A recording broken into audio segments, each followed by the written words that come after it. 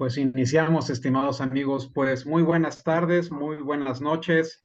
Les envío un fuerte abrazo a todos ustedes, agradeciendo siempre el favor de su atención y el gran apoyo que dan a esta divulgación con sus amigos, conocidos y demás personas de estos espacios íntimamente relacionados con el régimen disciplinario y con temas que son de nuestro interés. Pues bienvenidos a otro lunes de micrófono abierto, este espacio de Derecho Disciplinario MX donde los operadores del régimen y personas conocedoras de la materia nos comparten sus reflexiones prácticas, nos comparten los resultados de sus estudios y siempre muy atentos y generosos a generar, digamos, dinámicas donde podamos reflexionar de manera conjunta.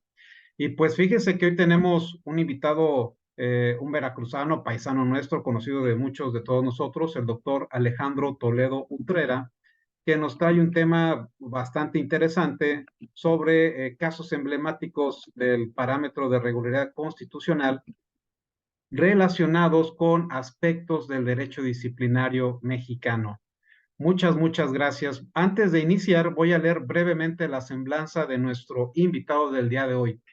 El doctor Alejandro Toledo es doctor en Administración Pública con mención honorífica por el Instituto de Administración Pública del Estado de Veracruz, AC, y cuenta con un postdoctorado en Ciencias en el Centro Universitario Panamericano de Estudios Superiores. Actualmente elabora su investigación del postdoctorado iberoamericano en nuevos retos de la gobernanza pública en la Universidad de Salamanca, España. Tiene la formación de economista y cuenta con estudios de maestría en Administración Pública por el Instituto Nacional de Administración Pública, AC. Es especialista en inteligencia para la seguridad nacional por el INAP, AC.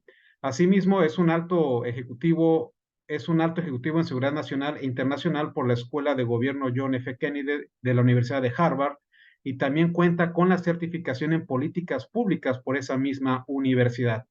Actualmente es director ejecutivo en la Agenda de los Futuros Posibles. Entre su experiencia, pues ha sido director de normatividad del TIC de la Suprema Corte de Justicia de la Nación. Fue el primer titular del órgano interno de control de la oficina del C-Gobernador de Veracruz. Ha sido director de ejercicio presupuestal en la Secretaría de Desarrollo Social, director de Administración y Finanzas del INAPAM, coordinador administrativo en la Secretaría General del ISSSTE, coordinador administrativo de la Dirección General de Telemática de la PGR, laboró como subdirector de Servicios Generales, Almacenes e Inventarios del Instituto Nacional de las Mujeres, ha sido asesor en la Comisión de Energía de la 60ª Legislatura, Cámara de Diputados del Congreso de la Unión, laboró en la Secretaría de Gobernación del Gobierno de la República y se desempeñó como jefe del Departamento de Licitación de servicios, entre otros. El doctor Toledo, pues también es servidor público de carrera en el gobierno federal. Y pues fíjense que también le acaban de dar resultados por haber aprobado su disertación del postdoctorado en Salamanca, en la Universidad de Salamanca, y por lo cual pues le felicitamos mucho, estimado doctor. Pues doctor, usted es miembro también de nuestro grupo de WhatsApp, de esta comunidad de Derecho Disciplinario MX, donde habrá notado que pues hay mucha inquietud, mucho interés por compartir reflexiones, temas prácticos y finalmente generar estas sociedades de conocimiento con la única intención pues de robustecer esta dinámica que los operadores, especialistas e interesados en la materia disciplinaria generamos día con día, ¿no? Doctor, pues muy bienvenido. En nuestra cámara, nuestras atenciones son todas suyas y aprovecho para agradecerle nuevamente y de manera pública su generosidad por compartir estas reflexiones fruto de su estudio e interés por estas materias. Adelante, está en la disposición de compartir material si es que así lo desea. Muchísimas gracias, muy buenas tardes. Saludo a todos los presentes. Veo a grandes amigos, a magistrados, a Alberto Gándara, que es un honor tenerlo aquí. El maestro Rodrigo, le agradezco profundamente la generosidad de la invitación. Al doctor Alejandro Falcón, también gran amigo. Todos los que por ahí en el chat también ya me han contactado para felicitarme por esto. Pues es un día de emociones encontradas, y efectivamente hay que dejar de pasar de esa sociedad de la información a formar parte de la sociedad del conocimiento. que es decir, que tenemos la gran responsabilidad, aparte de tenerlos, hay que divulgarlos y comunicarlos entre nuestros pares, pero jalar a las generaciones que vienen detrás de nosotros y bueno, empujar hacia adelante. Y bueno, pues yo muy agradecido, sí traigo aquí una presentación breve sobre el tema. Ahora la encuentro. Eh, Había preparado unas líneas para poder compartir. Eh, eh, a ver, es esto, pues muchísimas gracias. Primero, buenas noches a toda la concurrencia. He dado seguimiento, por ejemplo, sé que hace muy poco tiempo también estuvo viéndose los casos de control de convencionalidad, que me parece que robustece las actividades de la operación y sobre todo, pues a los justiciables les da la oportunidad de tener la amplia protección del derecho no solamente interno, sino también de la Convención Americana, salvaguardando pues todo lo que son el principio útil del efecto de las normas. Entonces, si me autoriza, maestro, pues empezaré a correr las láminas. Y bueno, Adelante, pues voy a estimado doctor. tocaré algunos, muchas gracias. Grandes conceptos que van a abonar teóricamente al parámetro de regularidad constitucional. Como, bueno, estoy con expertos, nada más es un repaso para no dejarlo. De todos modos, esta presentación la haré llegar para que esté en disposición de todos ustedes. Me parece que es interesante para el acervo. Pues bueno, nosotros estábamos eh, antes de 2011 instaurados en la supremacía constitucional, es decir, que no había nada más allá que tenía que darnos estos principios constitucionales. No había una norma que fuera superior y generalmente estaba asociado, bueno, con estas características especiales, ¿no? Que no es que inaplicara la norma, sino que la declaraba inconstitucional. Entonces, bueno, en este ordenamiento jurídico, en esta jerarquía de las leyes, pues creo que no es que haya desaparecido, sino coexiste en un ecosistema mucho más amplio ahora, que nos da la posibilidad, sobre todo, de tener no el acceso a la ley, sino realmente a que se haga justicia. Y ese es uno de los anhelos esenciales que se busca a través de cada uno de los artículos constitucionales, pero sin embargo, pues hay probablemente exista jurisprudencia para casos particulares, como es el caso, la parte administrativa, que nos permita acceder a un mejor o a una garantía más amplia de nuestros derechos humanos, el principio de la presunción de inocencia, del debido proceso, que me parece relevante. Eh, Vamos a darle continuar. Bueno, esta supremacía constitucional, como les decía, pues bueno, prácticamente, pues no es que haya quedado superada, no es que haya quedado, sea letra muerta, al contrario, coexisten y ahorita lo veremos por qué. Y bueno, en esta supremacía no había una norma exterior que pudiera combatir o hacerle frente a algunas injusticias que finalmente los operadores de la justicia siempre se enfocaban o a partir de antes de 2011 pues nuestro control constitucional es muy fuerte,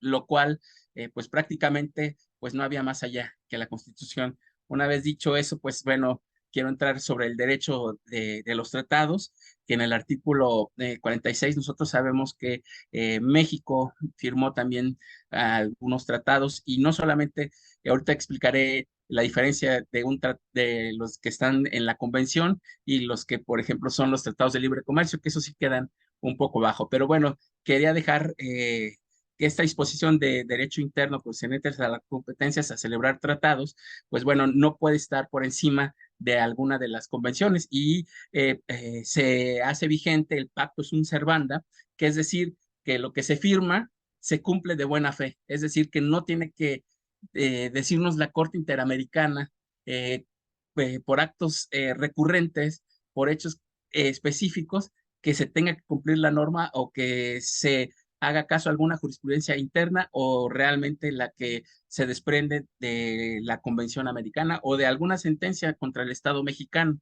Entonces, bueno, ya una vez que se haya firmado, la Convención de Viena nos sienta esas bases que todo lo que firmemos lo vamos a cumplir de buena fe. Entonces ahí el pacto sunt servanda es muy, muy importante para los efectos y práctica usual y de buena fe de el apego al cumplimiento de algunas sentencias de la jurisprudencia y sobre todo, pues poder garantizar a los justiciables la oportunidad de una defensa amplia, salvaguardando sus derechos humanos. Quiero referirme, bueno, ustedes lo saben, en el artículo 133, las potestades que tiene a partir de la Constitución, que puede suscribir, celebrar tratados, presidente de la República, y tiene que ser, una vez que están ratificados por el Senado, pues ya se forman parte, forman parte de las disposiciones que tiene que cumplir el Estado mexicano.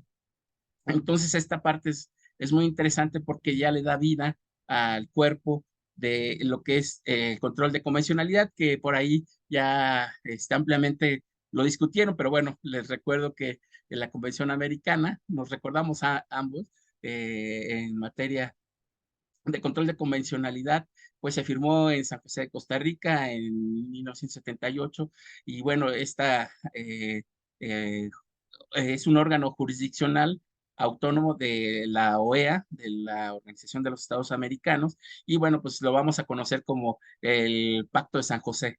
Ahí es donde nosotros vamos a tener, ya al firmar, vamos a tener ese pues efecto vinculante con algunas de las normas y principios que pues que se dictan o se sentencian en la Corte Interamericana. Aquí vemos un personaje del cual también ya hablaron, que es compañero nuestro allí en la Facultad de Derecho de la UNAM. Yo doy justo esa materia de control de convencionalidad en la Universidad Nacional Autónoma de México. Y bueno, he platicado con el doctor García Ramírez y él comenta que, bueno, finalmente fue todo un desarrollo a partir del caso Almonacid Arellano, de Mirna McChann, que se propusieron ya prácticamente, se sentaron las bases, él siendo presidente de la Corte Interamericana, se sientan las bases pues de el control de convencionalidad y él nos dice que este es un principio articulado de estándares, reglas que provienen de estas sentencias de los tribunales internacionales y pues son herramientas eficaces y que hacen obligatoria a los jueces nacionales para que se pueda cumplir. Entonces, es decir, que va a tener características, como lo saben, tiene dos características, que es ex officio y tiene que ser difuso. ¿Qué es ex officio? Bueno, pues que tiene que ser obligatorio y bueno, ya acercándome al final, platicaré de los temas de los órganos internos de control que creen que están alejados del control de convencionalidad. ¿Lo creen o se cree que prácticamente aplica al tema de derechos humanos, ¿no? Pero tiene que ver también con los temas ambientales, con los temas de educación, tiene que ver con el tema, pues, de adultos mayores, medio ambiente, los famosos derechos DESCA, los derechos laborales, también los derechos políticos, sociales. Entonces, es una gama inmensa, pero dentro de muchas de las jurisprudencias o de las sentencias que emana de la Corte Interamericana tiene que ver con un tema muy relevante, sobre todo para el derecho disciplinario, que es el debido proceso. Y no solamente para el derecho disciplinario, sino también para la parte penal y como consecuencia de algunas faltas que se llegan a detectar, pues bueno, la ley de amparo hace las veces ahí de un sistema dicen que es garantista, yo al contrario pienso que sirve, que efectivamente sí es garantista, pero hablando de seres humanos, puede garantizar hasta personas inocentes que son sometidas bajo algunos criterios de la autoridad que sobrepasa sus funciones, pues puede poner ese equilibrio dentro de no solamente de la norma, sino del actuar de las autoridades. Entonces, bueno, es decir, lo que comenta el doctor, que bueno, pues se tiene que tomar y que se tiene que ser vinculante a todos los jueces nacionales. Y este control de convencionalidad y la supremacía constitucional, pues en todos casos tiene que ser difuso, es decir, ese control difuso que lo tiene que hacer desde la ministra presidenta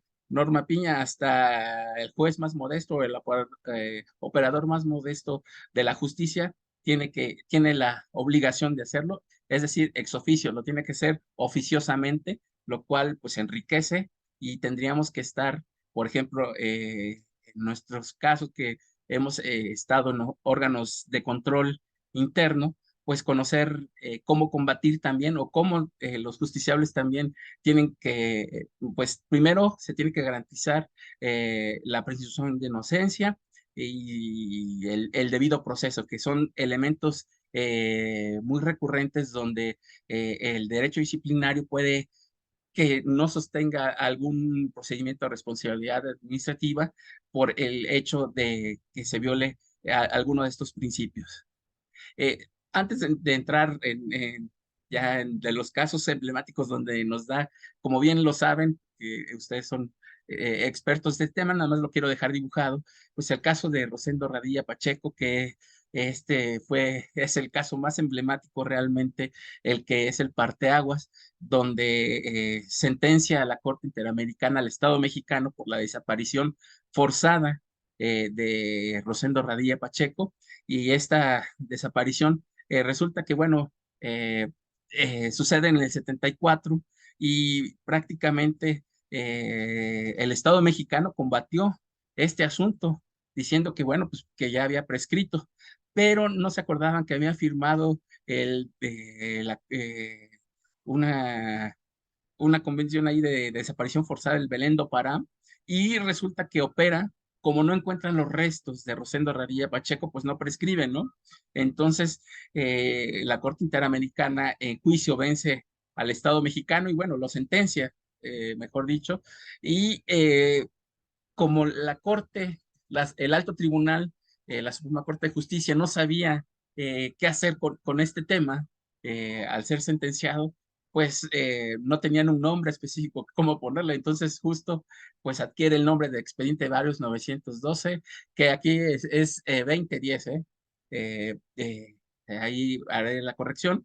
Y bueno, pues le da la plena competencia a la Suprema Corte de Justicia de la Nación para dictar la resolución de acuerdo al artículo 10 de la fracción decimoprimera de la Ley Orgánica del Poder Judicial de la Federación.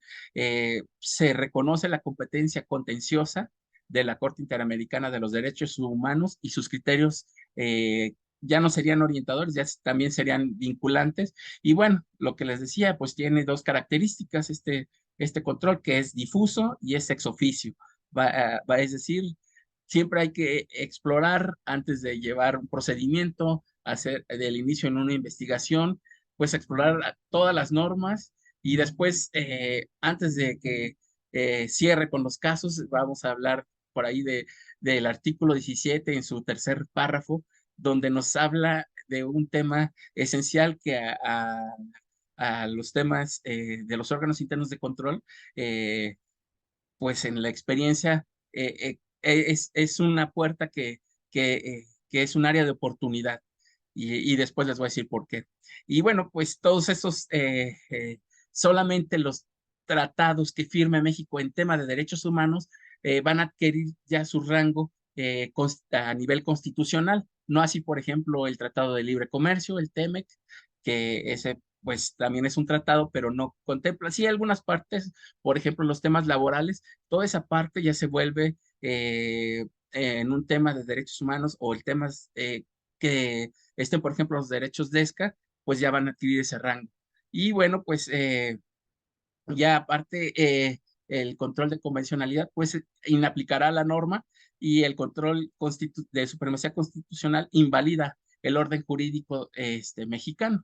Pero bueno, existe esta contradicción después de tesis, que ya justo para poder llegar a esto que les digo, que los tratados que contienen derechos humanos tienen rango constitucional, pues hay, eh, están esta contradicción de tesis donde prácticamente hay dos razonamientos donde dos juzgadores encuentran un criterio distinto para llegar a esto hasta que la contradicción aclara y dice que pues se debe favorecer la protección de los derechos humanos de las personas, se tiene que armonizar pues la jurisprudencia interamericana con la ley nacional y bueno, pues que el Estado mexicano prácticamente verifica la existencia de las razones de todos los pronunciamientos. Y bueno, todos los juzgadores tendrían que atender esto. Una vez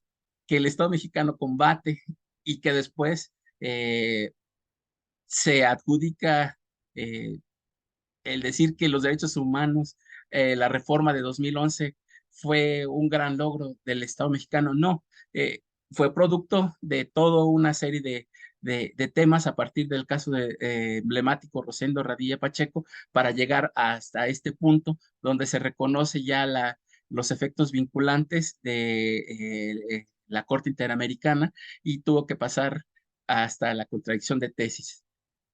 Esta reforma constitucional de gran calado, pues de 2011 todos la sabemos que ya ahora prácticamente se reforma.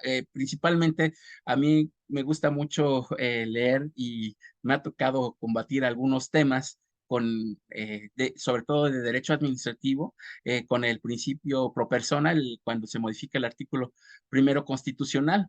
Entonces, cada vez que trato o que hago el combate en la norma, pues lo fundamento no solamente con la Ley General de Responsabilidades Administrativas, se estudia el expediente y pues bueno, yo le pido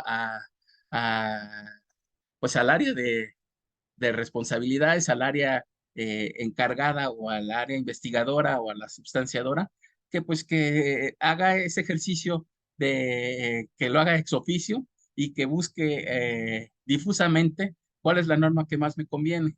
Entonces, no está alejado del quehacer del derecho disciplinario sancionador, que ese es realmente uno de los temas que a pesar de que estamos ya en 2023, seguimos nosotros preguntándonos qué es el control de convencionalidad y si tiene relación con el derecho administrativo. Por supuesto que está relacionado por muchas de las sentencias que se han emitido y más adelante traigo unos casos que son pues reveladores sobre el tema de las omisiones y cómo esas omisiones de los servidores públicos logran eh, eh, llegar hasta la Corte Interamericana. Para llegar, pues tienen que explotar todo lo interno, todas las instancias internas, salvo en aquellos casos que pues sí necesite una medida precautoria, que sea muy fuerte el tema, pero aquí les traigo prácticamente el esquema o el dibujo o lo que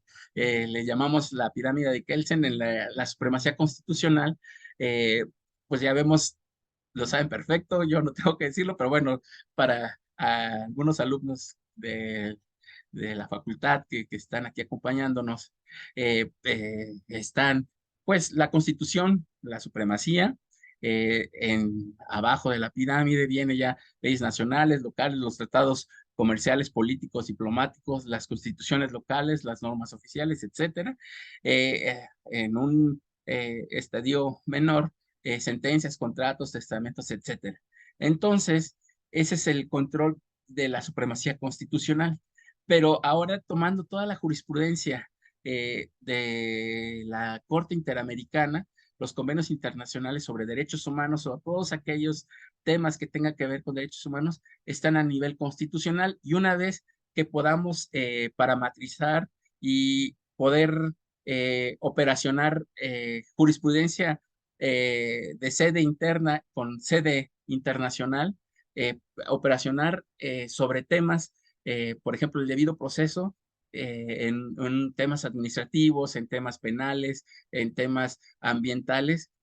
En ese momento estamos haciendo el bloque constitucional o el parámetro de regularidad constitucional, es decir, utilizar las dos jurisprudencias para decirle al operador de la justicia, a orientarlo, porque también no tendríamos por qué decir o fundamentar el principio pro homine o pro persona. Es pro homine no se maneja ya por el tema de género, pero el principio pro persona, no tendríamos por qué solicitarle que me lo den, pero sin embargo lo tenemos que dibujar para recordarles que tiene que cumplir que me tiene que cumplir con la revisión difusa de toda la norma que exista, de todas las sentencias sobre un tema en particular.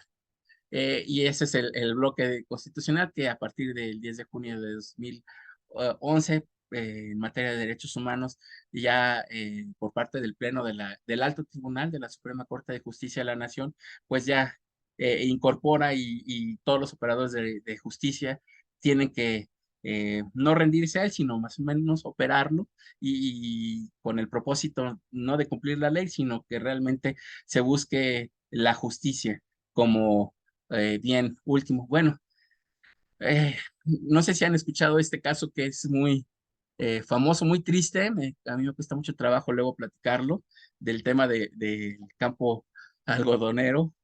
Axel, que creo que le recuerda mucho el tema y es desgarrador porque pues todos sabemos el tema que sucedía en Ciudad Juárez, el tema de las maquilas. eh, Había pues chicas que trabajaban, que tenían ciertas características, eran jóvenes, de escasos recursos, trabajaban y bueno, fueron desapareciendo en un lapso, pues, corto de tiempo, estaremos hablando no más allá de un mes. Digo, fueron muchos casos, pero estos se encontraron, estos cuerpos, ahí en Ciudad Juárez, en un terreno que se le conocía como campo algodonero. Entonces, bueno, lo que hace una de las mamás es, o los familiares, pues empiezan a buscar, van a la autoridad no, pues, revictimizan a las chicas porque dicen, bueno, ¿qué estaba haciendo esas horas? O se escapó con el novio. Entonces, bueno, les piden que esperen 72 horas. Ahí la autoridad lo único que registra los hechos, hacen algunos carteles de búsqueda muy incipientes, eh, logran encontrar osamentas. Las osamentas las revuelven completamente y les ponen erróneamente los nombres. Entonces, bueno, prácticamente todos tenemos derecho a la verdad, a esa verdad. Entonces, lo que le sucede a una de las madres que continuó con todo este proceso, porque fueron amenazados por agentes judiciales, los que pues estaban haciendo, las autoridades que estaban investigando, amenazaron a las familias y las hostigaron. Entonces, bueno, con decirles el expediente que se llevaba, se perdió 3 veces y así con esa voluntad, esa fuerza, una de las madres logra y consigue los documentos otra vez y los ingresa por tercera vez hasta que eh, hubo una misión de un grupo de investigadoras forenses para ver otros casos. Entonces, una de las mamás sabe del asunto y le pide que les ayude, pero dice, es que no podemos nosotros intervenir de esa forma, necesitas que alguien lo solicite. Entonces, un grupo, una asociación de abogados hace el acompañamiento jurídico y resulta que detectan las irregularidades, las inconsistencias en los cuerpos y las osamentas, prácticamente que, pues eso es muy triste. Se emite pues prácticamente la sentencia y sucede que pues le sentencian al Estado mexicano que se publique la sentencia íntegra. El Estado mexicano no la publica íntegra, nada más una de las partes que tenía la obligación. Tenía que pagar las costas o indemnizar los daños, prestar ayuda psicológica. Se tenía que continuar con la investigación de los presuntos responsables por la omisión y el acoso a las víctimas. Es decir, ya se tenía encuadrado pues la figura jurídica en el cual iban a pues a afincar el tema de responsabilidad, ya sea penal y administrativa, y bueno, investigar a los servidores públicos omisos que operaban de acuerdo al artículo 109 constitucional. Entonces, bueno, este caso sirvió, empujó el tema para que se pueda juzgar con perspectiva de género, porque bueno, la revictimización de las víctimas fue terrible y es un tema muy, muy sensible que todavía le duele no solamente al Estado mexicano, sino a todas las familias, a las madres de los desaparecidos que aún continúan buscando la verdad y las que están luchando. Entonces, bueno, son estos casos líderes que sirven para llevar a cabo pues estos temas y agotar las instancias nacionales para poder, en dado caso que no quisiéramos que llegara hasta la Corte, pero no tendría uno de los temas relevantes, no tendría por qué la Corte estar emitiendo casos específicos cuando ya hay casos orientadores. Realmente ya hay casos que son ejemplo. Entonces, el Estado mexicano, los servidores públicos, tendríamos que, en ese control difuso, conocer de los temas y poder combatirlos antes de que sucedan, tener esa visión de futuro, de anticipación al riesgo ante las amenazas y sobre todo, pues asegurar fortalecer la parte, digamos, ya desviándonos un poco el tema de prevención del delito, el tema de desapariciones, pero bueno, finalmente sí empieza ya a cerrarse ahí la pinza, pues por la omisión de unos servidores públicos se condena al Estado mexicano y es el caso del campo algodonero, González y otros contra México. Ese es un caso realmente terrible, triste, desgarrador. Hay otro caso en Argentina. No sé si alguien quisiera comentar algo sobre esto que quisiera compartir. No quisiera. Gracias, doctor, por abrir el espacio. Ha habido algunos Sí, comentarios de algunos compañeros aquí en el chat. No sí. sé si alguno desee, digamos, aprovechando la instancia y el emplazamiento del doctor, hacer algún comentario respecto de lo que hasta aquí lleva expuesto, amigos. Adelante, Axel, ¿cómo Sí, estás, amigo? gracias, amigo. Buenas noches a todas y a todos. Doctor, es que no lo puedo dejar pasar, perdón. Sé que no es el Sí. tema, no No, es no, el está tema adelante. en concreto, pero se refleja algo y hoy lo veía, justamente hoy, con unos expedientes que estaba revisando hace unas horas sobre recomendaciones de derechos humanos. Ujú, Casi todas las recomendaciones que tienen que ver con cuestiones penitenciarias, que tienen que ver con el actuar de las fuerzas de seguridad y con las demás autoridades que confluyen en el sistema de aplicación de las normas de seguridad, instituciones de salud pública, instituciones educativas, este, incluso, vamos, todas las direcciones del registro civil. ujú. Eh, Invariablemente, cuando ya llegamos al punto de recomendación, uno de los puntos recomendatorios es que se le dé vista a los órganos internos de control. Ujú. Y como lo he dicho ya en infinidad de casos, no conozco un expediente, uno con el que alguien me calle la boca, uno, sea municipal, estatal o federal, en el que un órgano interno de control tenga a bien determinar responsabilidad, porque lo más sencillo es lo que se hace y entiendo el principio de legalidad, créanme, lo entiendo, lo comprendo, hay una prescripción que opera en la materia, pero por Dios, es de una indolencia Así es. y de un grado de desfachatez, que pues entonces, ¿para qué tenemos un sistema de control de convencionalidad ahí reconocido en la Constitución, ¿no? Que es poco menos que letra muerta en estos casos. Y estoy diciendo un piropo. Y lo reitero, como lo he dicho en otras ocasiones, tengo tantas ganas de que alguien me calle la boca, de verdad, porque lo he visto, insisto, municipal, estatal, federal, y ya anduve por buenos lados del país y sigo viendo la misma situación.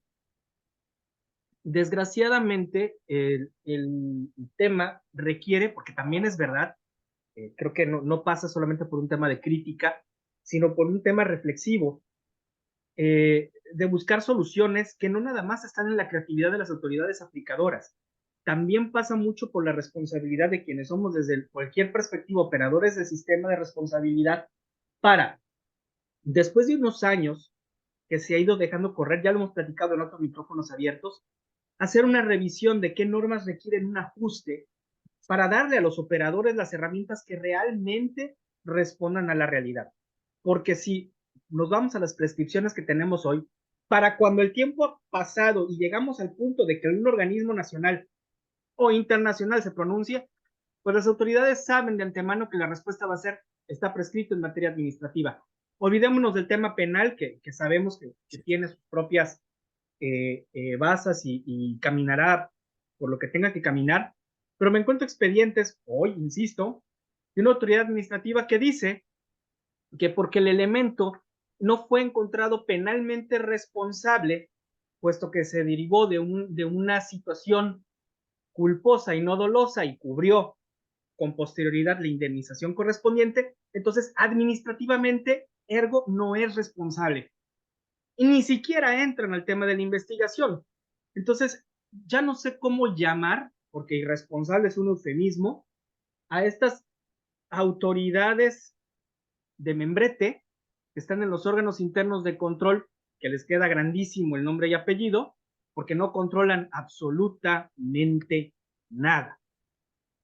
De determinar en un acuerdo de no responsabilidad porque en materia penal se derivó otra cosa, pues es no entender cuál es el ejercicio que están llevando a cabo, ¿no? Y lo traigo a colación porque, insisto, usted menciona un caso emblemático, notó mi reacción desde que comentó Sí, sí, el lo tema vi, dije, del campo algodonero, porque pues desgraciadamente si les preguntamos a las autoridades cómo se aplica el protocolo ALBA, que nos aplica a todas las autoridades sin importar a qué nos dediquemos, le aseguro que salvo las que están en procuración de justicia, y estoy aventurándome a ser pues, muy positivo, las demás no van a saber. Si yo le pregunto ahorita a una autoridad en una Secretaría de Educación X, en un departamento de control administrativo, es más, no saben ni qué es el protocolo ALBA, ni por qué, ni para qué existe, ni qué les toca. Hasta ahí lo dejo, perdón por mi pesimismo habitual, pero no, no, no. así es. Y justo vamos ahí, me recordaste el artículo 135 de la Ley General de Responsabilidades, ¿no?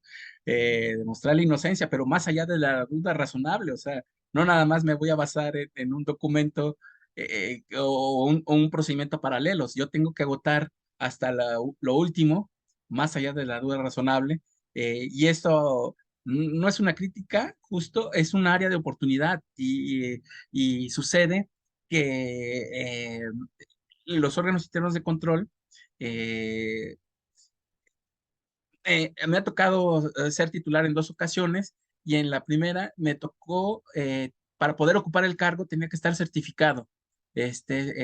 Fui contralor en el Estado de México y para ocupar el cargo tenía que tener una certificación exprofeso para ocuparlo, porque realmente, si no, a los 3 meses te destituía prácticamente el Congreso del Estado, porque estaba muy vigilante, controlaban mucho esa parte. Se tenía que certificar que era el director de obras, el administrador, el tesorero y el contralor, para efectos de que por lo menos incipientemente conociéramos lo que era la norma, ¿no?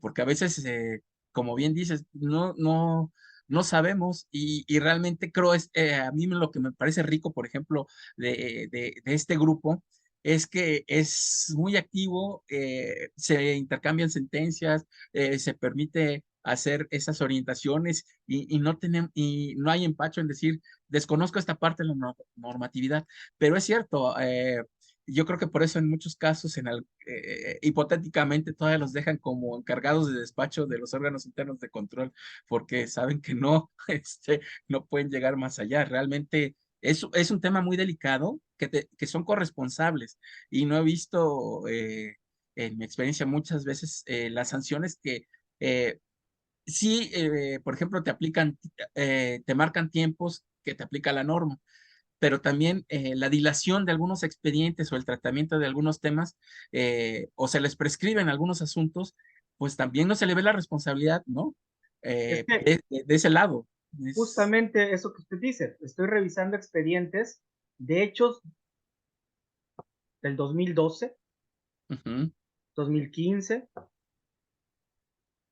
pues ¿qué hace hoy la autoridad?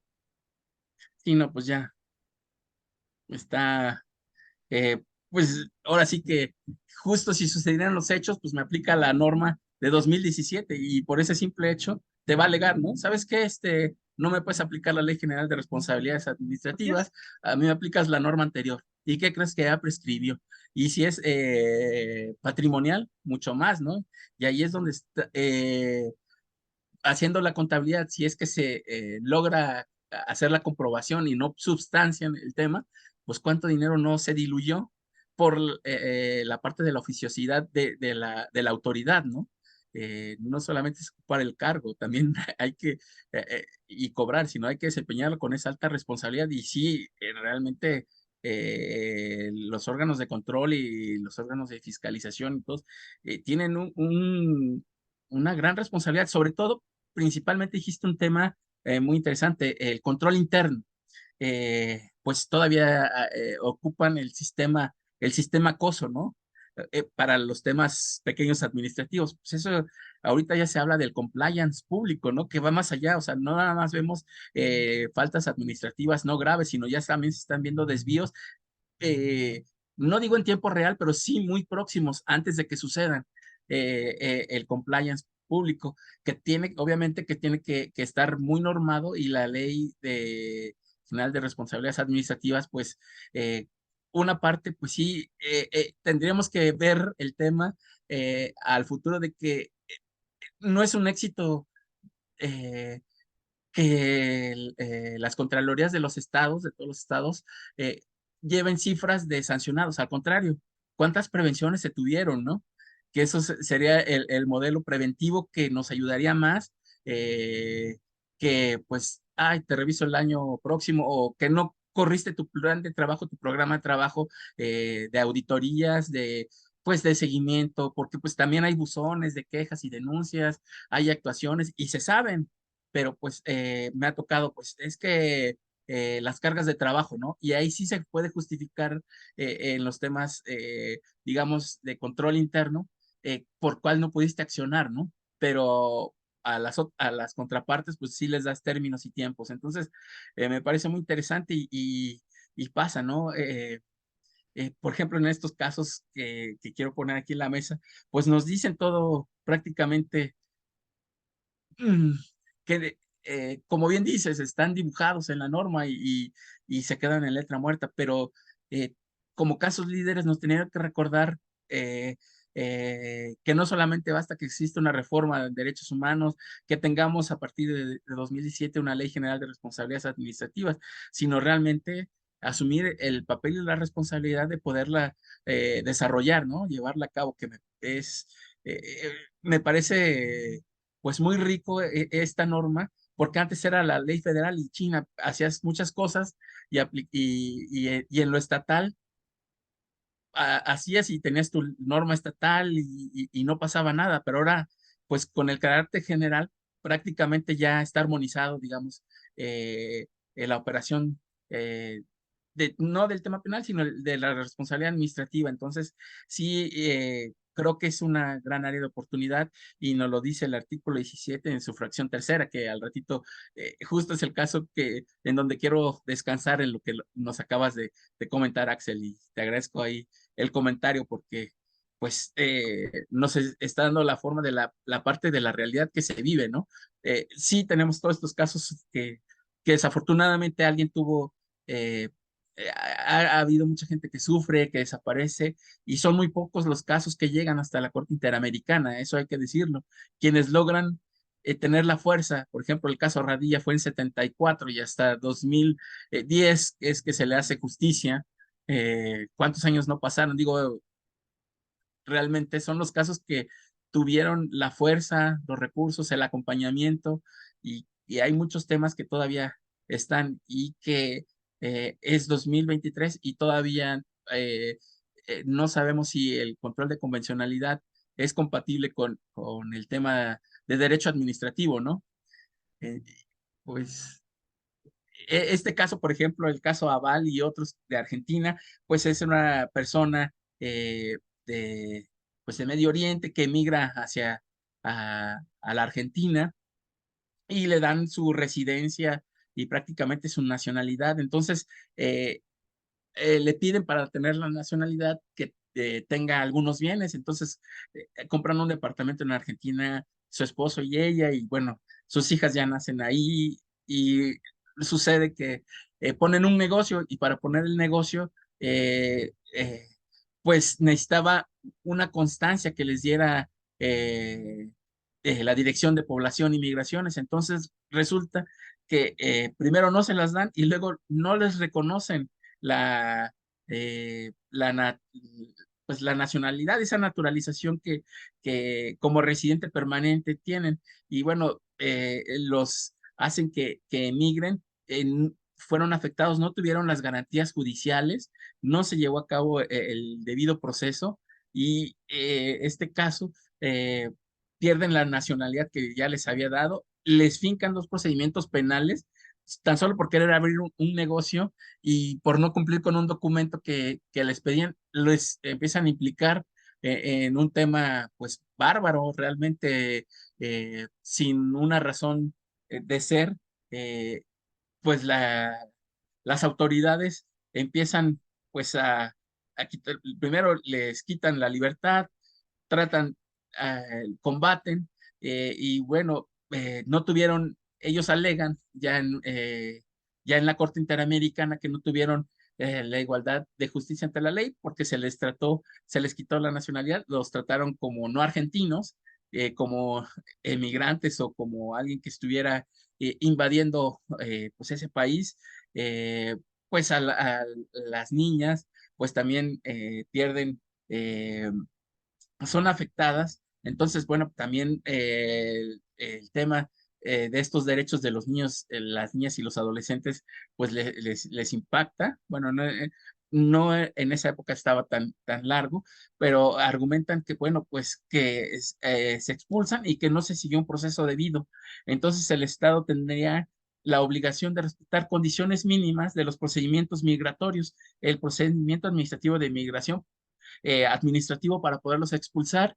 Y bueno, de acuerdo al numeral 2 del artículo 8 de la Convención Americana, bueno, estos procedimientos, pues primero no te tienen que discriminar y ellos por tener otra nacionalidad y después la Argentina, pues los tratan como si tuvieran la primera nacionalidad. Entonces, por esas razones, este es un caso en el cual se fortalece como el justo en el que viene el tema del debido proceso, en el tema pues un proceso administrativo que realmente que era una hoja que necesitaban del registro de población para poner un negocio de engorda pues de porcinos, de bovinos que iban a poner un negocio prácticamente pues como para crecer dentro de otro país. Entonces, bueno, el caso Aval y otros vencen al Estado de Argentina en juicio en la Corte Interamericana y ya empiezan a sonar el debido proceso en la parte administrativa, que eso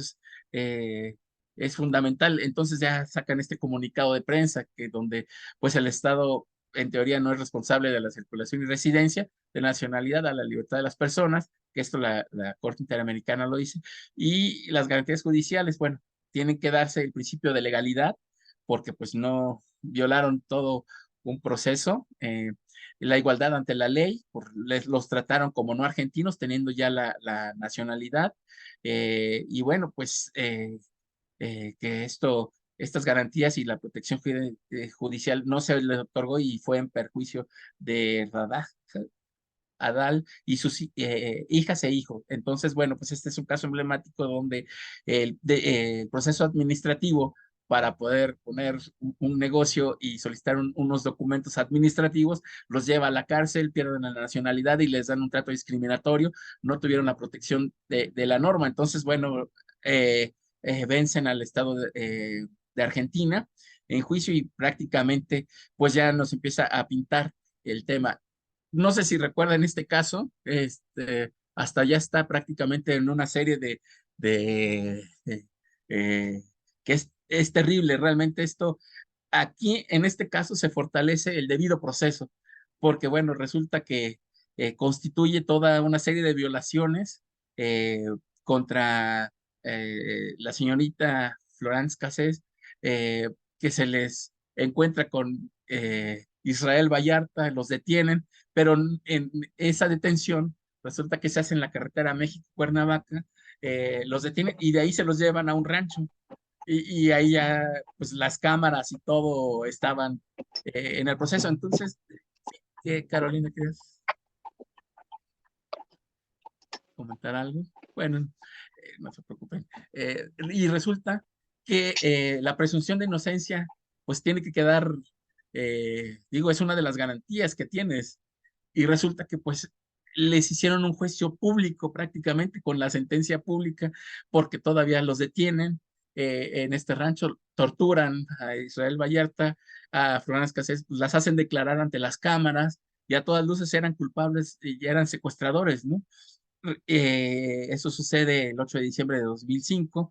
El AFI en esa época, pues es detenida, la llevan a este famoso rancho de las Chinitas, y ahí se hace toda, en cadena nacional, toda una serie, un teatro, que ya después, justo, pues se rescatan en teoría 3 personas que estaban privadas de la libertad, y pues resulta que recurre a al amparo, y pues se le niega el amparo en el tribunal colegiado a Florence Cassés, y el Ministerio Público pues la condenó, decretó su arraigo y se dicta una condena de 60 años de prisión por el delito de secuestro. Pero pues nunca pasó todo un proceso, y pues tuvo y muchas inconsistencias desde el momento en que es detenido un ciudadano extranjero. Pues se tiene que dar el acceso, se tiene que notificar a la embajada, no tuvo asistencia consular, eh, eh, n- por el hecho de que se le sentencia públicamente, y en ese momento que los agarran como digamos con las manos en la masa, y todo esta arquitectura tramada en escenario, pues la violación de la presunción de inocencia. Entonces, todo el proceso estuvo plagado, no hubo un proceso, más bien no hubo un proceso, y llega lo toma cuando se niega el amparo, pues entra en el amparo revisión en el 517 de 2011, y bueno, pues ya tenía un rato ahí detenida, y pues prácticamente la Suprema Corte de Justicia de la Nación dice que es el momento oportuno para poder ver todo la plagado de irregularidades en el proceso, y que pues tenía que, se ordena la inmediata liberación una vez que ya se ve en la sala, se pone pues ahora sí, a la luz todas las arbitrariedades y las prácticas de los operadores de la justicia. Hoy todos estos señores no llegan a un procedimiento administrativo, aunque se va por la vía prácticamente penal, y ahora están compareciendo, y por otros casos, y en Estados Unidos, en la Corte de Nueva York, no diré nombres, pero ya saben a quiénes nos referimos, están condenados, también están en procesos envueltos, porque justo seguramente debe haber otros como este, pero este fue emblemático, que hasta Sarkozy tuvo que hablar con Felipe Calderón, y ahí iban a romper ahora sí todo este tema diplomático, y prácticamente pues la Suprema Corte observa el agravio del proceso penal, que no en ningún momento se siguió, o sea, esto eh, no, es más, no se le pudo haber llamado proceso, entonces entran directo a la sentencia, y prácticamente lo que hace la Corte es echar para atrás esto, se le concede el amparo y la libertad inmediata, y bueno, pues 35 horas después se les notifica a la embajada, cuando ya prácticamente habían pasado muchos de los hechos, y bueno, pues también es un tema vergonzoso para el Estado mexicano, aunque esto es prácticamente es norma interna, que se vuelve un tema, un proceso internacional que pone en riesgo las relaciones internacionales entre México y Francia, pues nos pone de cara a que algunos servidores públicos pueden poner contra la pared al Estado mexicano, y máxime cuando en la opinión pública pues después la Suprema Corte corrige la nota y hace ver todo que el juicio de amparo pues no se le concede, no se le salvaguardan sus derechos humanos. El tribunal pues no conoce, bueno, de que conoció el asunto pues se lo niega y es hasta que llega a la Suprema Corte. Tuvo la suerte de haber llegado para que pudiera salir, si no estaría ahí purgando esos 60 años. No sé si recuerdan ese asunto, quisieran platicar algo que les llame la atención, porque a mí realmente, pues sí me da pena y es una caricatura, ¿no? Que, que esté sucediendo eso. Ah, pues la responsabilidad administrativa y las premisas ex oficio en materia de derechos humanos sucede que, bueno, todas las autoridades, todas las autoridades en todas las materias tenemos que ser oficiosos y buscar, de acuerdo al artículo primero constitucional, pues la norma que más proteja y garantice los derechos humanos de las personas. Todo está en subjudice, es decir, nadie, hasta que te venzan en juicio, eres culpable. La carga de la prueba, pues la tiene quien te acusa. Eso no lo saben, a veces se los tenemos que recordar a los operadores de justicia. No, yo sé que hay muchos amigos que están en órganos de control, pero sucede que a veces muchas personas que están abajo no tienen ese conocimiento y me gustaría que, pues sé que estamos llegando a muchos lugares y que pudiéramos realmente abonar a poder hacer esos ejercicios previos antes de cuando se inicia un procedimiento administrativo, pues antes de iniciarlo está la parte de investigación y en esa parte el Estado mexicano, bueno, las secretarías de la función pública y sus órganos internos de control en las dependencias, así como en las contralorías de los estados, tienen sus órganos y titulares de órganos internos de control, pues hay etapas previas que, pues, primero hay que promover, respetar, proteger y garantizar los derechos humanos, desde, como les decía el ministro presidente, hasta el juez más modesto, y aplicando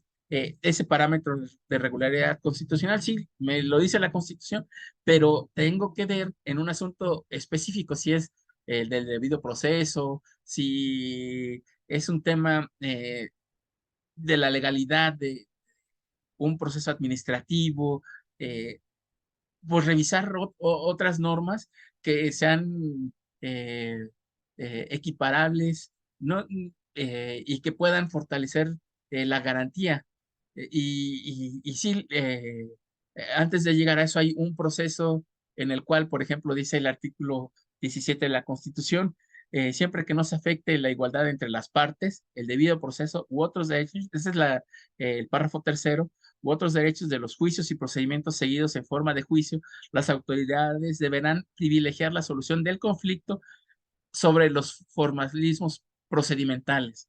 Y aquí es donde yo quiero, una vez que vimos estos casos que, aunque sea de una manera muy rápida y que sean muy pocos, la verdad es que hay muchísimos, si entramos a la página de la Corte Interamericana vemos sus sentencias y si vemos en la Suprema Corte también en el Juris Lex, ahí podemos encontrar por materia específica en la materia administrativa, toda esta parte del debido proceso.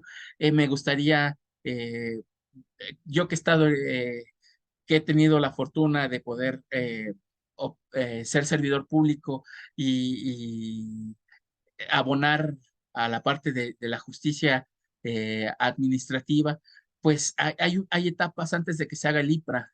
Hay una, bueno, ahorita hablo de la efectividad de la norma, pero quisiera eh, irme, por ejemplo, a esta lámina del inicio de la investigación. Creo que esta parte es donde me gustaría operar ya el control de convencionalidad, y ahorita regreso a las dos láminas anteriores, porque toda esta norma debe tener un efecto útil. Y antes de llegar al IPRA, el procedimiento administrativo pues inicia con una investigación, y en esa investigación me ha tocado ver y ustedes seguramente lo han advertido y si no, ojalá hagamos ese proceso, sobre todo primero por economía procesal. Hay mucha gente que se va o tiene, se inicia la investigación, por temas administrativos, hay una etapa en la cual todavía los órganos de control, para antes de iniciar ya el libro, pues te mando a llamar y conciliamos y me dices, a lo mejor la información que estoy buscando que no aparece está en tal carpeta, o puedes presentar alguna evidencia con la cual pues alguna irregularidad, pues tiene que ser exhaustivo, y antes de ese proceso de que se genere el IPRA, ese es un área de oportunidad porque ¿qué va a pasar? Se manda el IPRA y después ya en las áreas de responsabilidades administrativas se finca que es un PRA, ya puede ser eh, por las faltas no graves, y las graves pues ya sabemos que se van al Tribunal de Justicia Administrativa, pero si en una parte no me mandó a llamar el órgano interno de control, yo puedo fundamentarles en el artículo 17 y en el artículo primero constitucional, y con alguna jurisprudencia de la Corte Interamericana que violaron el debido proceso. Entonces, con esa parte operacional, la justicia administrativa, con eso podríamos nosotros decirle al órgano de control, o bueno, si ya estás en el PRA, prácticamente pues evidenciar que hay un proceso indebido de la operación de la justicia, y pues me tienes que garantizar la carga de la prueba está en ti. Es más, o sea, más bien la investigación la tendría que hacer fielmente, poner todas las pruebas el órgano interno de control, pero aquí lo conveniente es llamar a las partes, a todas las partes, porque si no, sí están violando el artículo 17 constitucional, y además tienes la obligación, y yo te puedo alegar, que de ser exoficiosamente tienes que buscar esa norma que más me beneficie, y no ya prácticamente ya cuando estés en el PRA, pues ya que se desahogue y hacerlo valer. Pero realmente aquí considero que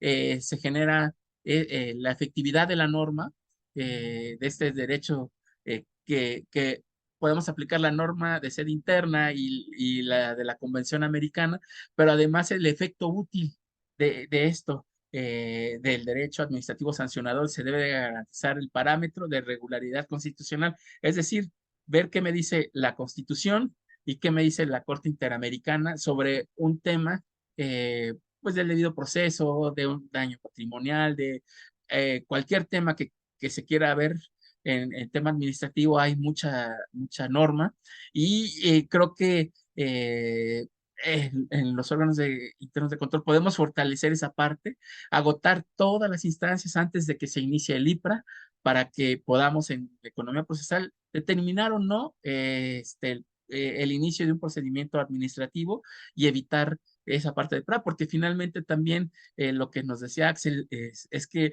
pues no es que tengamos tantos expedientes, unos a lo mejor ya los tienes que revisar, pero ya están totalmente prescritos, y se generan cualquier cantidad de procedimientos cuando podemos substanciar ante la autoridad, digamos, ante los órganos internos de control con las partes, los actores que estuvieron. Entonces ahí me parece que se generaría ese efecto útil, sí hacerlo difuso y ex oficio para fortalecimiento de nuestras actividades. Y yo les puse este ejemplo, digamos, muy práctico, muy rápido. Obviamente puede haber pues más jurisprudencia interna, que la Suprema Corte de Justicia me dé, que el mismo Tribunal de Justicia Administrativa haya algunos casos que se hayan resuelto de alguna manera. Puedo invocarles para que el argumento pues de las contralorías o las áreas de responsabilidad administrativa pierdan fuerza jurídica, y pierdan esa, pues esa vinculación. Y además pues tienen la carga de la prueba, tiene que ser una revisión exhaustiva que tiene que hacer los órganos internos de control. No es una tarea menor, no, es una gran responsabilidad estar en esas áreas. Eh, a ustedes que conozco hoy son gente muy profesional, sé que lo están haciendo, y que se preocupan. Veo en el chat cómo pasan sentencias, pasan documentos, pasan normas muy interesantes, y ya mi perro está ladrando, que ya dice que estoy hablando mucho, pero así podría yo a lo mejor combatir un procedimiento administrativo de entrada con algún órgano de control y ya directamente ahí en el área de responsabilidades, que también muchas veces la contabilidad a veces a partir de que está el IPRA y que se recibe, pues ya prácticamente es cuando ya opera ya sean los 3 años o los 7 años, pero eh, prácticamente todo este tema de los derechos humanos, todas las normas se tienen que positivizar, es decir, tenemos que verlas desde la óptica de los derechos humanos y obviamente todas las normas pueden entrar, el legislador tendría que estar visualizando en la garantía de los derechos humanos de todos los ciudadanos, de los justiciables y de los gobernados y bueno, tienen que ser todas esas normas tienen que ser atemporales y es una de las grandes riquezas que tiene la Ley General de Responsabilidades Administrativas porque pues es una norma muy robusta que nos da muchas herramientas para así poder fincar responsabilidades porque sabemos que hay muchas desviaciones en los procesos. No quiero decir que las contrariedades sean malas, no, al contrario, creo que son un gran elemento, son los principales asesores de las dependencias y entidades y creo que el estar aquí, sé que todos están trabajando y que tienen muchas actividades y que estamos preocupados por profesionalizarnos, hacer cada día mejor nuestro trabajo y eso se ve muy escasamente en otras áreas. Digamos, el de presupuesto es el de presupuesto y nada más va con el de finanzas y no. Y me parece que aquí se trata por lo que he visto, la experiencia, a muchos que los conozco, veo que están muy preocupados por positivizar todas estas normas, todas sus actuaciones, que se lleve a cabo el debido proceso. Y pues yo me quiero reiterar a sus órdenes, les agradezco el espacio que me han brindado. Digo, sean, aquí estoy muy contento platicando de estos temas, pero de eso se trata el parámetro de regularidad constitucional, poder combinar la norma interna con el control de convencionalidad. Como ya lo vieron, pues es muy robusto, hay mucha jurisprudencia, hay mucha norma que puede fortalecer a todas las actuaciones y pues nada, agradecidos por el favor de la atención que me han prestado en día lunes, que además que es un día de mucho trabajo y muy difícil para que estemos hoy aquí ya diciendo. Pues doctor, al contrario, muchas gracias a usted por bueno, por exponernos estas reflexiones de manera tan sintética, con un repaso, digamos, profundo, pero, digamos, concreto, estos temas que nos viene planteando sobre la aplicabilidad del parámetro de regularidad, pues obviamente nos mantuvo a todos muy atentos, somos operadores, somos autoridades investigadoras, sustanciadoras resolutoras, abogados postulantes, muchos. Y fíjese usted, estimado doctor, que mientras estaba en su disertación, un compañero levantó la mano. Digamos que ahorita Ah, no viene lo ya, vi, si usted lo permite, el espacio claro. para intercambiar reflexiones. Muchos Sí, sí, sí, aprovechamos para manifestar dudas allá a los expertos invitados. Si nos permite, abrimos el espacio con para mucho que usted gusto. nos pueda. Gracias, doctor. Pues amigos, ya lo saben, viene el espacio de preguntas, respuestas, intercambio de reflexiones. Le damos el uso de la voz a nuestro amigo el maestro Alejandro Falcón y después a Arturo Ortega, que también la tenía levantada. Adelante, Alejandro, ¿cómo estás? Gracias, doctor Rodrigo. Te agradezco la amabilidad de participar. Doctor Alejandro Toledo, como siempre, es una agradable experiencia escucharte y sobre todo disfrutar de estas preocupaciones cuando nos llevas en este recorrido de convencionalidad, ¿no? Yo te escuché con mucha atención y la verdad es que me deja mucha preocupación la forma en cómo ahora mezclamos esta cuestión que por un lado va la normatividad nacional y por otro lado va la convencionalidad y como que parece ser que no hay un punto de enclave para poder establecer la naturaleza de hacia dónde va el derecho administrativo, ¿no? Y me explico por lo que acabas de decir, ¿no? ¿Cuál será entonces el reto bajo estas sentencias, bajo estas experiencias internacionales? Que por un lado, pareciera que desde el análisis de los DESCA, ¿no? El tema de efectividad, que es lo que creo que ahí tocaste de manera oportuna, ¿sí? ¿Cuál sería entonces el camino? La pregunta concreta es el camino de esta convencionalidad y la norma interna desde la óptica de los DESCA, en razón de la efectividad que buscamos, porque ahora dentro de muy poco, o si no es que ya estamos hablando del derecho humano a una administración, a una correcta administración. Y es que entonces nuestra legislación, por un lado, en el ámbito de las faltas no graves, ya hay incluso hasta inhabilitaciones, y por otro lado, como lo acabas de mostrar, ni siquiera tenemos oportunidad de llamar al investigado y tener la oportunidad de establecer una verdad material desde esta óptica, no buscando precisamente imponer sanciones, sino buscar la aplicación de un criterio orientador para poder direccionar una mejor ayuda hacia las entidades de administración, ¿no? Espero haber sido claro con mi planteamiento y mi pregunta, y te mando un fuerte abrazo, Alejandro. Y mi querido maestro Alejandro y amigo, que tenemos años de conocernos.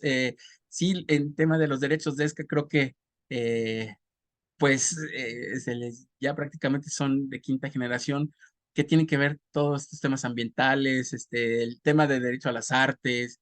eh, Hay un caso, por ejemplo, de Ciudad de las Artes en Nayarit, que iba en dos etapas y el alcalde decide en la segunda etapa ya no presupuestar y manda el dinero a educación. La gente se queja, que qué pasa, entonces hacen, eh, inician interponen un amparo y le dicen que no son los legítimos propietarios o derechos a la cultura. Le dicen, ¿qué creen? Sí tenemos, por los derechos de ESCA, tenemos el derecho a gozar de la cultura. Y justo esa parte en la diversidad es donde nos perdemos, que a veces eh, eh, no estamos familiarizados y creo que la importancia de poder escuchar de viva voz y hacer, no juzgar a cuando mandas a llamar a un ex servidor público o a algún servidor público que hay algunas irregularidades que pueden tipificarse como faltas no graves, pues en la economía procesal yo creo que ayuda mucho, sobre todo para agotar eh, eh, todo la norma, no con el propósito de llevarlo a cabo el efecto sancionador, sino a lo mejor se puede aclarar, como muchas veces sucede, porque a veces no se encuentra la carpeta y él puede señalar dónde está, o que no se encuentra un oficio o que ya pasó algo, puede señalar, a lo mejor encontramos otro tipo de verdad, ¿no? Que hay otros implicados en el tema y materialmente él aparece como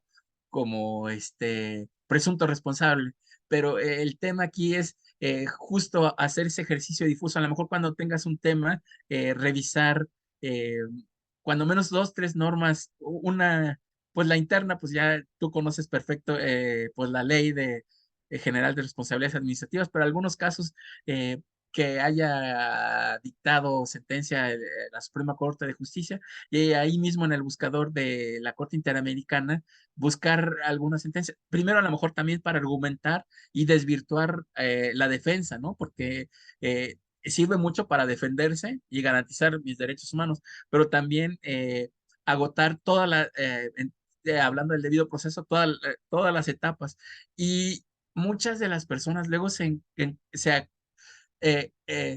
que están en un tema administrativo cuando ya está el procedimiento de responsabilidad administrativa, y es donde me ha tocado en algunos casos ya desvirtuar y tirar algunos temas porque me hicieron perder alguna de las etapas. Entonces, a lo mejor reforzar si es en operador de la justicia o si es un órgano interno de control, primero conocer las etapas y a lo mejor empezar a agrupar temas como que fueran muy recurrentes y tener el catálogo, como está en el catálogo de sanciones, y tener ya vinculadas algunas jurisprudencias internas y algunas que, bueno, todas las conocemos y no las compartimos, pero a lo mejor las internacionales, que eso por ahí podríamos irnos, no con el afán de tener todo el tema.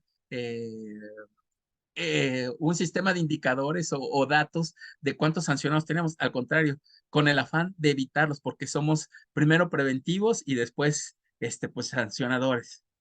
Muchas gracias, mi querido Alejandro, por la pregunta.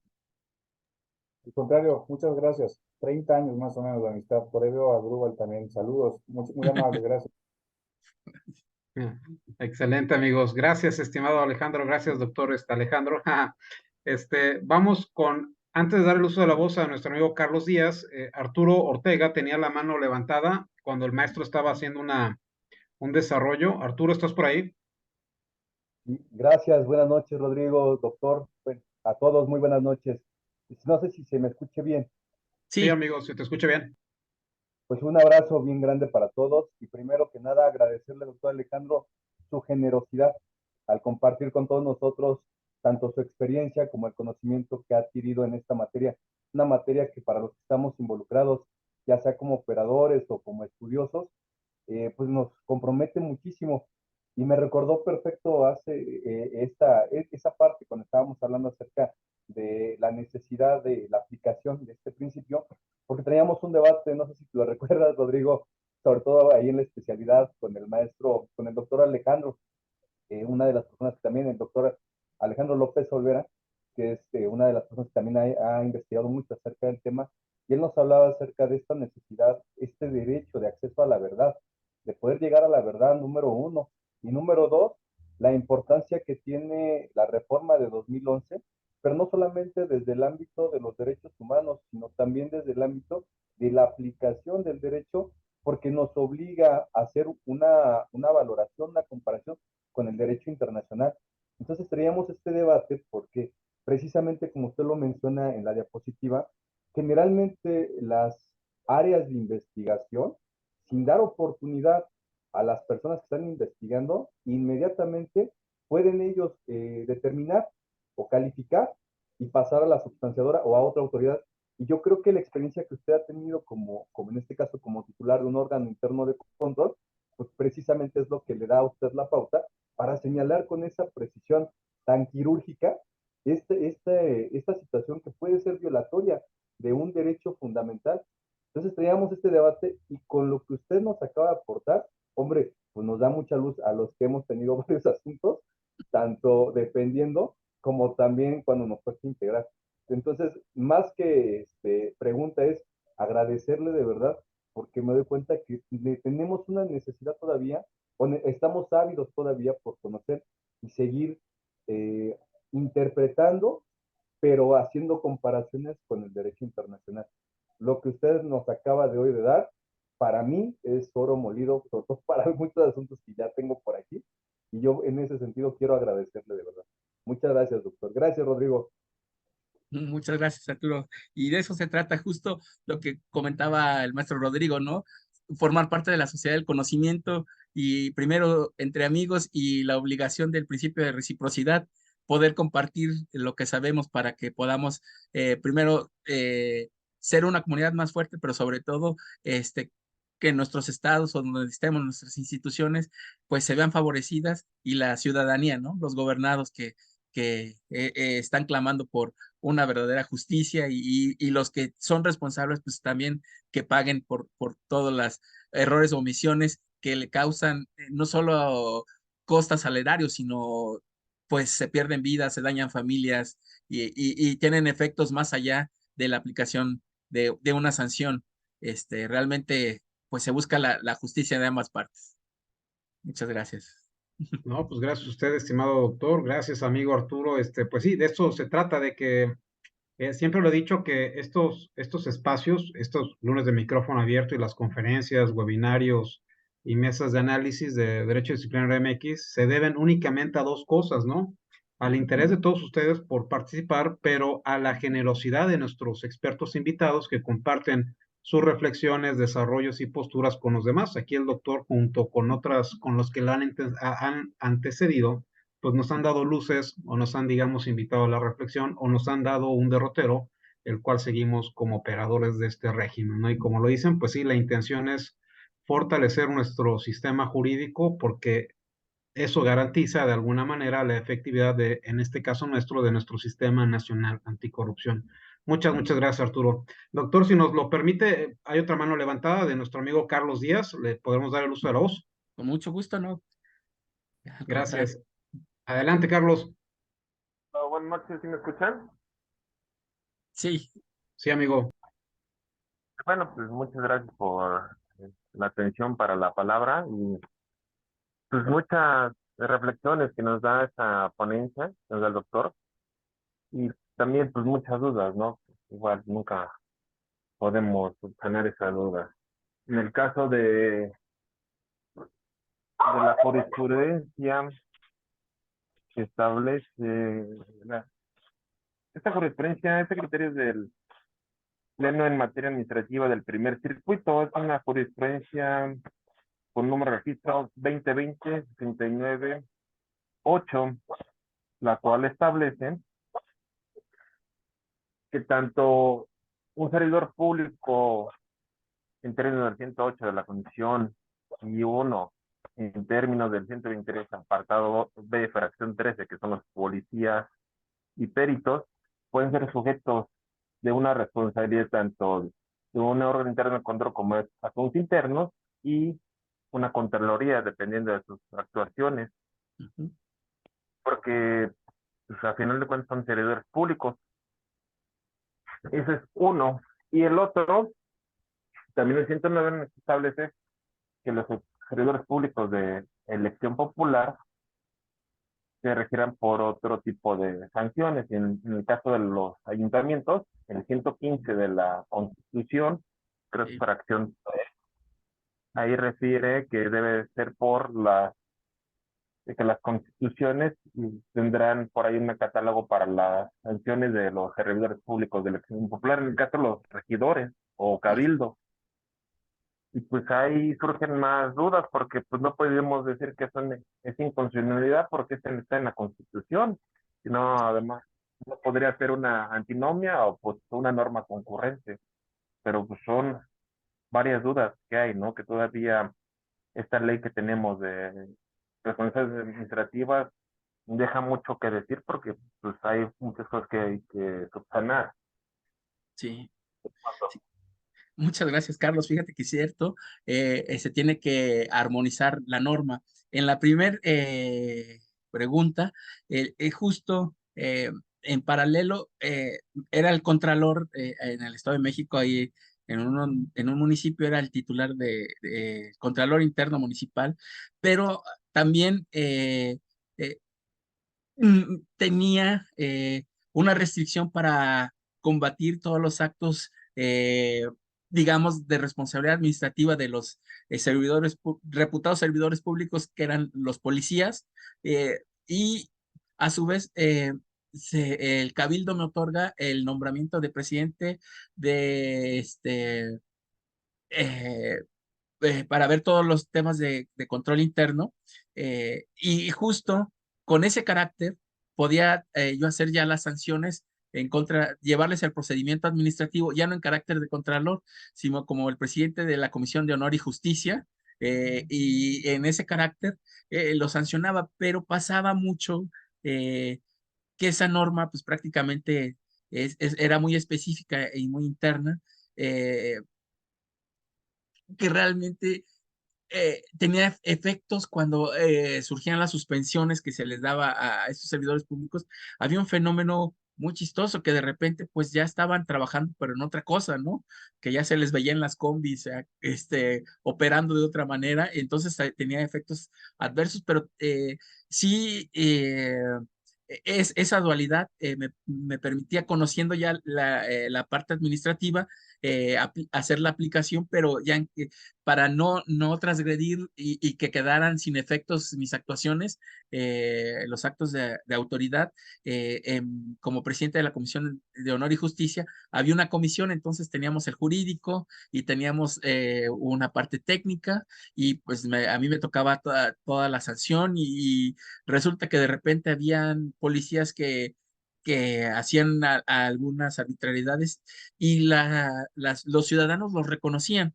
Entonces teníamos un fotograma de los personajes. Entonces aquí hay una recomendación muy interesante que siempre le hago a todos los amigos, a los ciudadanos. Cada vez acuérdense que ven una camioneta de policía, digo, no es persecución ni nada, pero tienen un número, y ahí sabemos en la fatiga de asistencia, en la bitácora, qué policías van, porque también dentro del municipio hay una persona que se le llama el armero, que no es un puesto muy visible, pero dentro de la dirección de seguridad de la policía, es el que reparte las armas todas las mañanas, ¿no? Entonces, con ese tipo de instrumentos, pues ya podían ejercer ciertas arbitrariedades de otra manera. Entonces justo se tipificaban y se les encuadraban los temas pues de abusos de autoridad, delitos, agravios en contra de la sociedad, y resulta que no solamente era contra personas, sino contra niños, y eso era también muy triste y me parece muy grave, pero tendría que en efecto hacerse como elevarlo a una norma superior, ¿no? O incrustarlo en la Ley General de Responsabilidades Administrativas para que tenga un capítulo específico, un tratamiento, uh, bueno, ahí va Axel. Y si quieres, ahorita comento el tema de la responsabilidad que tienen, por ejemplo, los alcaldes y los regidores, que también a ellos hay un tratamiento especial. Pero a ver, Axel, con muchísimo gusto intercambiamos puntos de vista. Gracias, doctor. Bueno, lo he comentado, es mi área de trabajo. Y justamente lo que, en mi opinión, pongo así, de hecho, es derecho positivo en Tamaulipas, en Quintana Roo, o si lo quieren ver también como una referencia de cómo se aplica. En efecto, son sistemas concurrentes. La disposición que está en la fracción 13 del apartado B del 123 constitucional, lo que establece es que se regirán por sus propias leyes y establece dos circunstancias, la separación y la remoción, para efectos disciplinarios. Exactamente. Como la especie de las sanciones que puede derivar de esto, y además ahorita entro al procedimiento de manera muy rápida. En especie, las sanciones que se aplican son de naturaleza similar a las que se ven en la Ley General de Responsabilidades Administrativas. Lo que uno tiene como una salida que hacer para no violentar principios no bis in idem y ne bis in idem no es solamente esta parte del procedimiento, sino la naturaleza de la sanción. Entonces, por exclusión, lo primero que hay que hacer es aplicar la norma especial sobre la general. La especial sería partiendo de la Ley General del Sistema Nacional de Seguridad Pública y el sistema disciplinario que se le otorga por disposición de esa norma reglamentaria constitucional a estados y municipios, y a través de la Dirección de Asuntos Internos, el municipio en concreto, llevar a cabo la investigación. Si la conducta en sí misma encarna circunstancias que pueden también ocasionar daño al patrimonio del Estado, en paralelo se tienen que abrir dos procedimientos de investigación y de sanción que corren por cuerdas separadas. La parte disciplinaria que va a asuntos internos, que puede derivar en una suspensión temporal o en una remoción por remoción, o bien, si esta conducta, como digo, redunda en una lesión al patrimonio del Estado, se le da vista al órgano interno de control, a efecto de que indague sobre precisamente eso, la posible lesión al patrimonio del Estado. ¿Qué sanciones podría imponer? Las que no están ya por exclusión en este catálogo de manera concurrente, que serían entonces la inhabilitación por exclusión, insisto. No está sancionando dos veces, sé que es discutible, lo hemos llevado ya a varios extremos en la discusión, por eso lo comento, es derecho positivo, está vigente, se los pongo como ejemplo, la más reciente es la que emitimos aquí en Quintana Roo, y hace eso, hace la distinción. Toda la parte disciplinaria la vas a llevar por el lado de asuntos internos, que al final va a ir a acusar ante el Consejo de Honor. Porque aquí sí, en esta materia hay una distinción de figuras. Así es. Que llevan, por una parte, el conocimiento de la investigación y luego la prosecución ante la autoridad sustanciadora y resolutora que está en el Consejo de Honor. Y cuando esto, insisto, redunde en una lesión al patrimonio del Estado, te pasas también a darle vista al órgano interno de control. Van a correr por su propia legislación en paralelo e impondrán las sanciones que les corresponda en cada caso, ¿no? Esa es una manera en la que se soluciona, insisto, no violenta principios no bis in idem ni ne bis in idem. Ya fue objeto de una controversia ante la Corte, ya pasó este tamiz constitucional, entonces por eso lo pongo sobre la mesa como una solución práctica en el tema. Gracias. Sí, muchísimas gracias. Sí, lo dejas muy claro. Gracias, Axel. A ver, Carlos, adelante. Sí, comparto el criterio de Axel, siempre y cuando no sea la misma sanción tanto Ujú, del lado del Consejo de Orden y Justicia como la de la autoridad resolutora, no sea la misma sanción, pues no violaría el principio de no bis in idem. Tendría que ser diferente. Uno tendría que sancionar el lado patrimonial, el otro el disciplinario, ¿no? La conducta. exactamente, la conducta. Sí, totalmente de acuerdo. Y por ejemplo, en el tema de el alcalde, el presidente municipal, los regidores, en algunas legislaturas de los estados tienen un contralor del poder legislativo que ante las omisiones de estos servidores públicos por elección popular, pues se les puede destituir, se les puede también iniciar procedimientos administrativos. Entonces, hay algunos estados en los que no he visto esa figura, pero sí me ha tocado en mi carácter de contralor ir a defender a mi presidente municipal, ¿no? Porque recuerdo un caso de un tema de que no había abastecimiento de agua en una colonia, entonces presentaron la queja ante el Contralor del Poder Legislativo, se configura y se inicia todo el procedimiento. Entonces, pues tiene que prestar los servicios públicos para los cuales él fue electo, poder prestar todos esos servicios y resulta que pues se combatió y se tomaron las acciones para poder atender ese asunto. Entonces, sí, creo que esas figuras son muy interesantes, son muy importantes para que hagan ese sistema, pues no de pesos y contrapesos, ni que sea tema político, pero más bien sí que realmente otorguen beneficios a la sociedad en el desempeño de las funciones de los servidores públicos. Entonces, creo que en algunos estados es un área de oportunidad, pero sí puedo constatar que esos contralores están muy pendientes de todas las denuncias que se presentan en contra de los servidores públicos de elección popular, estimado Carlos. Perfecto, muchas gracias, Carlos Axel. No sé si alguien desea hacer la última pregunta o compartir la última reflexión con el doctor Alejandro para aprovechar sus tiempos y el tiempo de todos. Eh, si no es así, doctor, fíjese que cuando lancé su cartel de este evento que amablemente nos acaba de compartir sus reflexiones, algunas personas me preguntaron sobre esto de agenda de los futuros posibles. No sé si aprovechando ya el cierre, nos comente sobre qué es un proyecto, es una asociación o digan usted qué es, ¿no? Tan solo el nombre resulta bastante llamativo y pues aprovechando que usted es el director ejecutivo, le pediría que nos compartiera brevemente qué es Agenda de los Futuros Posibles. Muchísimas gracias por la oportunidad.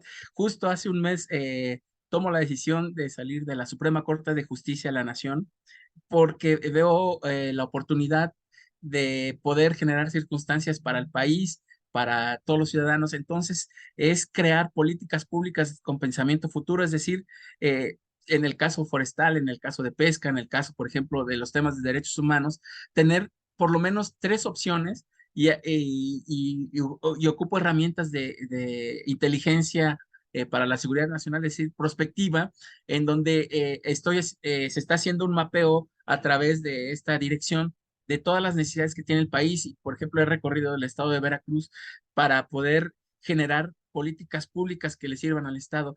Sabemos que hay un plan de desarrollo, que eso es muy importante, que a la mitad se le acaba la gasolina, a veces y se le puede dotar de ánimo y de entusiasmo. Entonces, es un mapa eh, de necesidades, el cual hay dos momentos, hay un pensamiento para 2035 y 2075, es decir, que se hagan políticas de largo plazo y queremos sentar las bases para que todo lo que se haga no sea mediático, no sea, que sea muy reflexionado, como esto que hemos platicado, lo que nos comentó Axel, el tema de cómo se puede manejar estos temas por diferentes cuerdas, justo eso, poder generar conocimiento con grado de certeza. Es como si decir que hay una dinámica, hay una caja de herramientas que estamos aplicando, que es,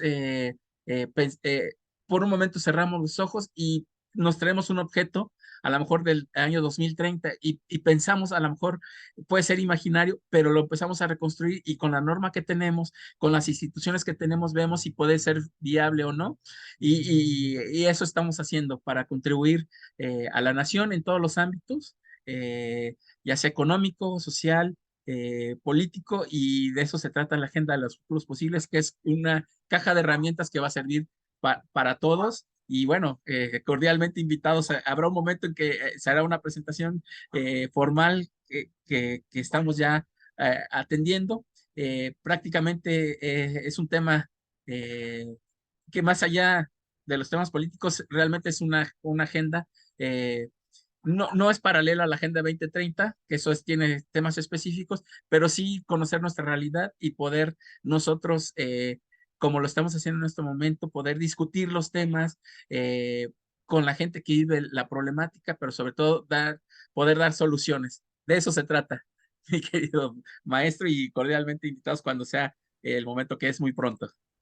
Pues suena muy interesante una de las características o rasgos de quienes estamos en el grupo de WhatsApp en la comunidad de Derecho Disciplinario MX es precisamente pues mejorar, contribuir a que nuestro país pues progrese, a eliminar este tipo de fenómenos que tanto lastiman a la sociedad, a los mexicanos, como es la corrupción, a brindar un correcto servicio público, quienes somos servidores públicos, operadores del régimen, ¿no? Entonces, pues suena bastante interesante, muchas gracias. Yo lo emplazo para cuando usted tenga, digamos, algo concreto o la presentación que nos dice, pues nos la comparta nuevamente a quienes estemos interesados dentro del grupo de Derecho Disciplinario, para que nosotros podamos, digamos, si es que está acorde y alineado con nuestros intereses, Así participar en es. esta agenda. Sí, viene todo ese tema también. Combate a la corrupción, sociedad civil organizada, pensamiento futuro. Y claro que sí, acepto la invitación y además comparto que ese es el principio de reciprocidad, regresarle al Estado y a todos los amigos y a la sociedad todo lo que hemos recorrido. Perfecto, doctor, muchas gracias. Pues usted está en nuestro grupo, ya compartió ahí su correo, o su teléfono. Me preguntan que si tiene Twitter o X o si está usted en Facebook, personas que les interesó su plática, si usted lo pudiera compartir Sí, en el grupo, en el chat de Zoom o donde ok. usted desee, digamos, para quienes están preguntando. En X es @Utrera-Toledo, y en Facebook es mi nombre completo, Alejandro Toledo Utrera. Y lo comparto para que Perfecto, les voy a mandar la presentación, que ahí vienen también los datos y todo, con mucho perfecto. gusto. Pues, estimado doctor, le agradecemos nuevamente su generosidad, el que haya compartido estas reflexiones, que nos haya dado, digamos, el derrotero o algunas formas de cómo podemos operar de la mejor manera con estos ejemplos o casos emblemáticos del control de regularidad constitucional. Hubo comentarios que le agradecen que lo haya aterrizado tanto en términos prácticos para quienes somos operadores o integrantes de órganos internos de control y quienes tenemos la labor de investigar, sustanciar y demás, ¿no? Entonces, muchas gracias. Estamos realmente en presencia de un conocedor, de un apasionado de la materia, un estudioso, un servidor público comprometido, y pues eso es lo que finalmente nutre y enriquece estos espacios y a toda nuestra comunidad. Muchas gracias, estimado doctor. Lo felicitamos por su logro en la Universidad de Salamanca. Muchas felicidades, que hoy le dieron la noticia. Un aplauso para usted, estimado doctor. Muchísimas gracias. Y pues estaremos atentos a estas actividades que usted haga. No deje de compartirnos sus desarrollos, estamos bastante atentos. No deje de participar en nuestro grupo, que también es una persona que lo enriquece como todos los demás. Recibo un fuerte abrazo desde Jalapa, Veracruz. Supongo que está usted en Ciudad de México ahorita. En la Ciudad de México, aquí estamos, Ah, aquí es tu casa. gracias igualmente. Pues amigos, así damos por concluida otra sesión de lunes de micrófono abierto. Este espacio de Derecho Disciplinario MX, donde los operadores del régimen comparten sus reflexiones muy generosamente para todos los demás, y eso finalmente enriquece nuestra dinámica y fortalece nuestra preparación. Les mando un fuerte abrazo a todos, amigos, deseándoles un excelente inicio de semana, que esté lleno de éxitos, y nos vemos el próximo lunes, o si hay otra conferencia, pues ahí estaremos todos. Muchas gracias, doctor Alejandro. Muchas gracias, amigos. Axel, un abrazo. A Carlos, a Arturo, que ya no está en cámara. A José, amigo, un abrazo hasta allá. A don Ariel, ¿cómo estamos? A Raimundo, a mi amigo el maestro Manuel. Maestro Manuel, ¿cómo está? Un abrazo. A Carlos, que estuvo ahí en Isla Mujeres con la doctora Lisbeth. Un abrazo, amigo, y gracias por los carteles, estuvieron geniales, ¿eh? Gracias, Doc, a la orden. Felicidades al ponente, muy ilustrativo. Muchas gracias. Abrazo, amigo. A don Julio también le mandamos un abrazo. A José Luis. Al otro Julio, don Julio Dan. Nos vemos, amigos. Saludos, profe. Al profe Omar Pintor, un abrazo, profe. Qué gusto verlo por acá. A don Cliserio también, Cliserio Valero Vichy. A Nidia, muchas gracias, amigos. Que tengan un excelente inicio de semana. Hasta luego, buenas noches.